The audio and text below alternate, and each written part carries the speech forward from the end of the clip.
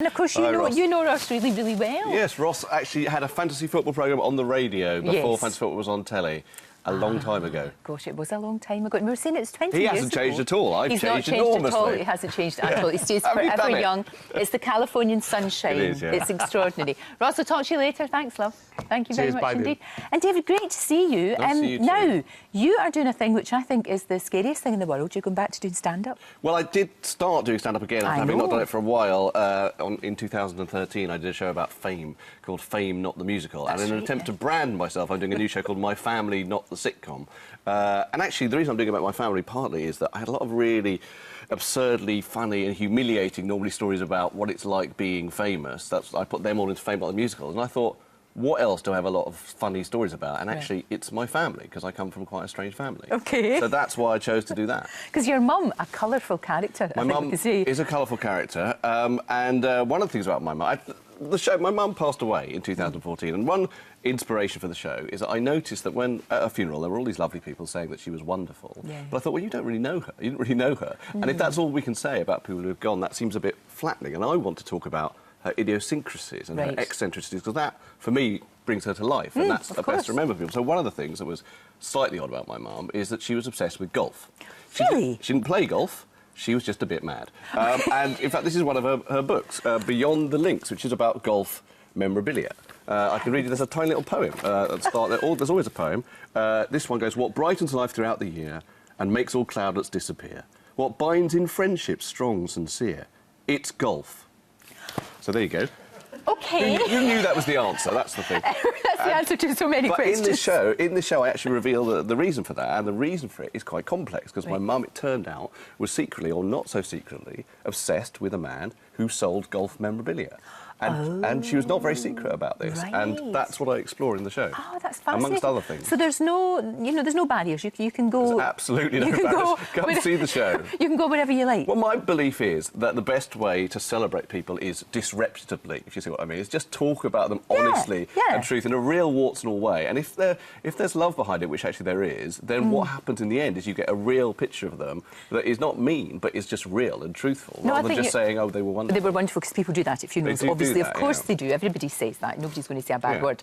But you want to get a sense, and I think coming to see you, it's on the 10th of May, isn't it? It starts on the 10th of May. Right. At the Chocolate Factory. Do you get chocolate in the Chocolate Factory? You don't. I always think you should.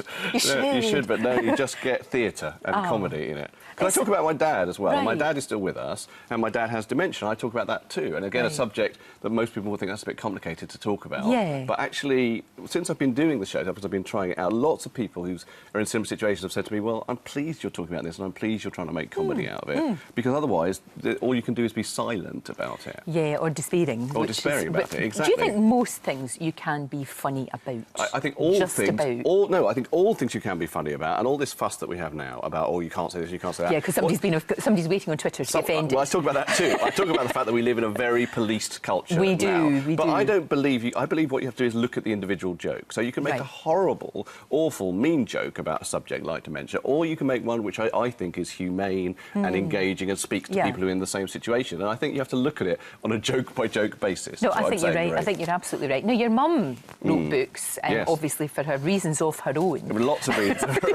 Complicated But you as well, you write books as well, especially for young people. Well, I started writing kids' books, and actually that wasn't something that because I used to write grown-up books. I'm basically regressing. And what happened was with this is that my son said to me, he was 11, or I think he was 9 at the time, he said to me, Dad, why doesn't Harry Potter run away from the Dursleys, the horrible Muggle family has to do, and go and find some better parents? I love the idea that a kid would think, if you're not really happy with your parents, you just go and find some other ones. You don't have to contact social services or anything. In which children can choose their own parents. And it's sold very, very well, I have to say. So now I've written some others. And I didn't think, oh, I want to be a kids author. I just had that idea. You have to be a certain type of person, though, that can do that, I think. Not everybody can write kids' books. No, but you have to be able to get into them and not be patronising, I always think. No, absolutely, that's the key thing. It's because kids now, I've noticed, their sense of humour is so much more sophisticated than it was. Absolutely. Because me, perhaps not you because you're younger than me, but me, I grew up with, the Magic Roundabout. Oh, so did I. Well, my kids have grown up with The Simpsons, which is so much funnier, and Pixar and Cartoon Network. So,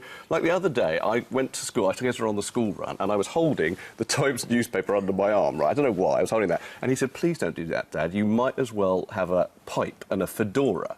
And I thought, what kind of sophistication allows him to say that? So that he knows. He knows what. That he knows that. That he knows that. I don't even know how he knows the words for Dora. I know. But the amount of the amount of information that kids get now is crazy. Isn't it? Yeah. They're inundated with it all. Are you and Frank Skinner going to do something else together? Well, we live in the same street. He follows me around London. I don't know if you know this. I bought a house when we used to live together. Then I bought a house. He bought a house 3 doors down. I moved out from that house. He bought a house 10 doors down. It's like a very expensive form of stalking. I'll be honest with you. He has to be close to you. He does have to be close to you. So I see him all the time, and we've done a couple of interviews about the 20 years since Three Lions and all that kind of stuff. But we're not actually planning to do anything bigger than that. I tell you what I get on Twitter all the time is people saying, please re-release Three Lions so that we can sing 50 years of hurt rather than 30 years of hurt. People want to indulge that masochism. Oh, no, that's not good. That's not good. I think we should celebrate Leicester. Yeah, exactly. We should celebrate Leicester. I don't think, by the way, that Louis Tomlinson should play Jamie Vardy. I think Albert Steptoe. Be absolutely perfect. Oh, you can't say that. The young Albert Steptoe. And I tell you, I'm not talking about football because my poor team got relegated at Dundee. I'm so sorry about that. It was hideous. Poor old Dundee United. We shall return. You shall. Great to see you, David. Thank you. Lovely to see you too. Good luck. We'll put all the dates and everything in the website, but it starts on the 10th. Thank you very much.